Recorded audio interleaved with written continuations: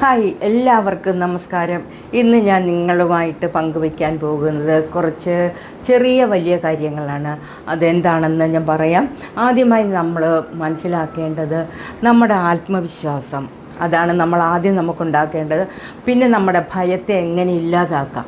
പിന്നെ നമ്മൾ ചെയ്യേണ്ടത് നമ്മളെ അറിയുന്നുണ്ടോ, നമുക്ക് സ്വയം നമ്മളെ അറിയാമോ, ഈ കാര്യങ്ങളെക്കുറിച്ചൊക്കെ നിങ്ങൾ ഒരിക്കലെങ്കിലും ചിന്തിച്ച് നോക്കിയിട്ടുണ്ടോ? അപ്പോൾ നമ്മൾ ഫസ്റ്റ് നമ്മൾ പറയാൻ പോകുന്നത് നമ്മുടെ ആത്മവിശ്വാസമാണ്. ഏതൊരു കാര്യമാണെങ്കിലും നമ്മളത് ചെയ്യുമ്പോൾ നമ്മളെ ഏറ്റവും കൂടുതലായിട്ട് വിഷമിപ്പിക്കുന്നത് എന്താണെന്നറിയോ? നമ്മുടെ ഭയം.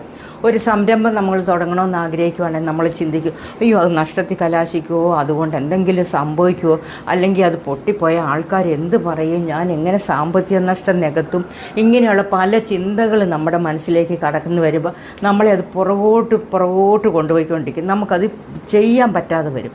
അതേസമയം നമ്മൾ അപ്പോൾ തന്നെ ചിന്തിക്കുക, എന്തും വരട്ടെ, ഇത് ഞാൻ ചെയ്യും, ഇത് നല്ല രീതിയിൽ തന്നെ വിജയിക്കും എന്ന് എൻ്റെ മനസ്സിന് എനിക്ക് ഉറപ്പുണ്ട് എന്ന് നമ്മൾ വിശ്വസിച്ചുകൊണ്ട് നമ്മൾ മുന്നിട്ടിറങ്ങിക്കഴിഞ്ഞാൽ നമുക്കത് പൂർണ്ണ വിജയത്തിലെത്തിക്കാൻ കഴിയും. കാരണം അത് പല അനുഭവസ്ഥരും പറഞ്ഞ കാര്യമാണ്.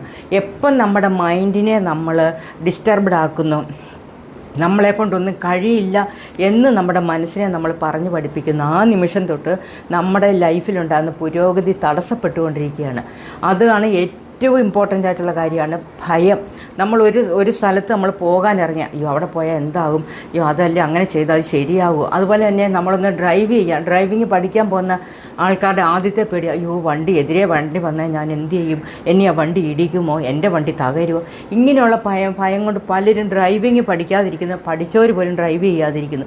ഇതൊക്കെ എന്താണ്? അവരുടെ ആന്തരികമായിട്ടുണ്ടാകുന്ന ഭയമാണ്.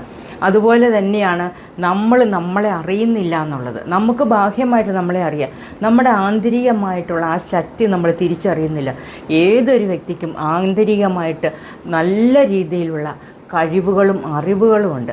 അത് പലരും അത് എന്തുകൊണ്ടാണ് വിനിയോഗിക്കുന്നില്ല എന്നുള്ളതാണ് നമുക്കിവിടെ ചർച്ച ചെയ്യേണ്ട കാര്യം.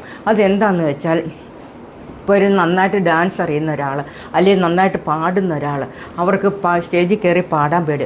എൻ്റെ പാട്ടിനെക്കുറിച്ച് ആരെങ്കിലും മോശം പറയുമോ, അല്ലെങ്കിൽ അങ്ങനെ പറഞ്ഞോ, അല്ലെങ്കിൽ ആരെങ്കിലും കൂവോ, ഇങ്ങനെയുള്ള ചിന്തകൾ മനസ്സിൽ വരുമ്പോൾ അവരെ പുറകോട്ട് വലിക്കുന്നു. അത് ചെയ്യാനുള്ള ആ കഴിവ് അവരിൽ നശിച്ചു പോവുകയാണ്. അതേസമയം ഒരു പാട്ട് പാടി അല്ലെങ്കിൽ ഒരു ഡാൻസ് ചെയ്ത് അവരൊരു കുറ്റം ആരെങ്കിലും പറഞ്ഞു കൊടുത്തു കഴിഞ്ഞാൽ പിന്നെ അവർ ആ ഭാഗത്തേക്ക് തിരിഞ്ഞുകളോ, എനിക്കത് മോശം, ഞാൻ ചെയ്തത് മോശമായിട്ടായിരിക്കും, അവരങ്ങനെ പറഞ്ഞതെന്ന് ഉള്ളിലൊരു ചിന്ത ഉടലെടുക്കും. അതേസമയം നമ്മൾ ചിന്തിക്കേണ്ടത് എന്താണ്? എനിക്കത് നന്നായിട്ട് അറിയാം, അല്ലെങ്കിൽ ഒരു ചെറിയ തെറ്റ് വന്നിട്ടുണ്ടെങ്കിൽ അത് തിരുത്തി മുന്നോട്ട് കൊണ്ടുപോകാനുള്ള ആത്മവിശ്വാസം എനിക്കുണ്ട്, എനിക്ക് എൻ്റെ കഴിവിൽ എനിക്ക് വിശ്വാസം ഉണ്ടെന്നുള്ളൊരു ഉറച്ച വിശ്വാസം നമ്മുടെ മനസ്സിൽ ഉടലെടുത്തു കഴിഞ്ഞാൽ നമ്മളെ ഒരിക്കലും പുറകോട്ട് നമ്മൾ മാറി നിൽക്കത്തുമില്ല, നമ്മൾ ഒരിക്കലും പിന്തള്ളപ്പെടുകയും ചെയ്യത്തില്ല.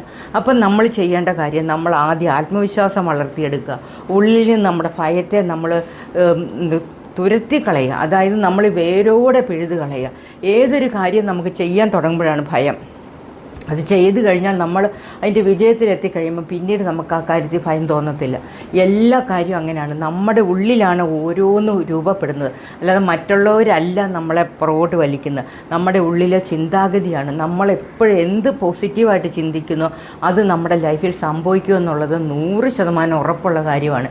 ഏതൊരു കാര്യത്തിലും നമ്മൾ അങ്ങനെ തന്നെ ചിന്തിച്ച് മുന്നോട്ട് പോവുക. എപ്പോഴും പോസിറ്റീവായിട്ട് ചിന്തിക്കുക, ഭയത്തെ ദൂരെ കളയുക. നമ്മളെ നോക്കിയിരിക്കുകയല്ല ലോകമെന്ന് നമ്മൾ ആദ്യം മനസ്സിലാക്കുക. നമ്മുടെ കഴിവുകളിൽ നമ്മൾ ആദ്യം വിശ്വസിക്കണം. എന്നിട്ടാണ് നമ്മുടെ ബാഹ്യമായി നടക്കുന്ന എല്ലാ കാര്യങ്ങളും നമുക്കറിയാം, പക്ഷേ നമ്മുടെ ആന്തരികമായിട്ട് നടക്കുന്ന ആ സ്ട്രെസ്, ആ സമ്മർദ്ദമൊന്നും നമ്മൾ അറിയുന്നില്ല. നമ്മളറിയാൻ നമ്മുടെ ഉള്ളിൽ രൂപപ്പെട്ടുകൊണ്ടിരിക്കുക. അപ്പോൾ അതിനെ നമ്മൾ തിരിച്ചറിയുന്നത് എങ്ങനെയാണ്? ഇങ്ങനെയുള്ള ഓരോ പ്രശ്നങ്ങൾ വരുമ്പോഴാണ്.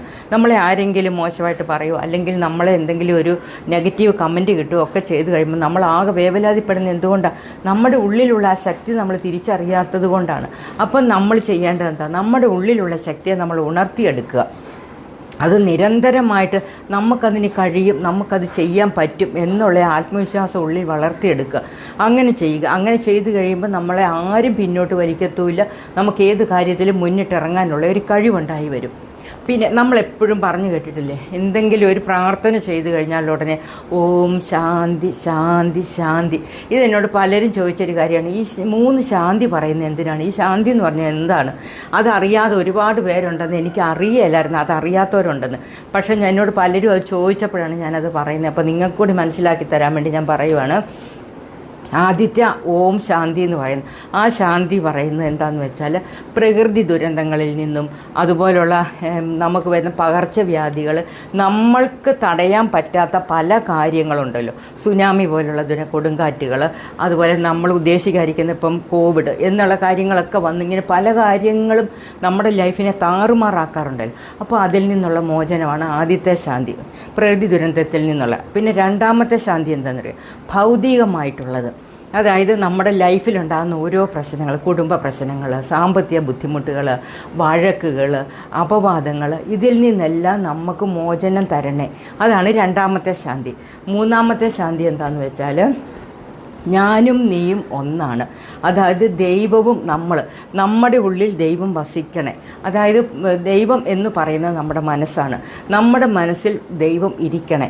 അതാണ് ആ മൂന്നാമത്തെ ശാന്തി. അപ്പം നീയും ഞാനും വേറല്ല, അതായത് നീയും ഞാൻ പറഞ്ഞാൽ ദൈവവും ഞാനും ഒന്നല്ല, ഞാനും ദൈവം ഒന്നാണെന്നുള്ള ആ ചിന്താഗതിയോട് നമ്മളെല്ലാവരിലും ദൈവത്തെ കാണുക.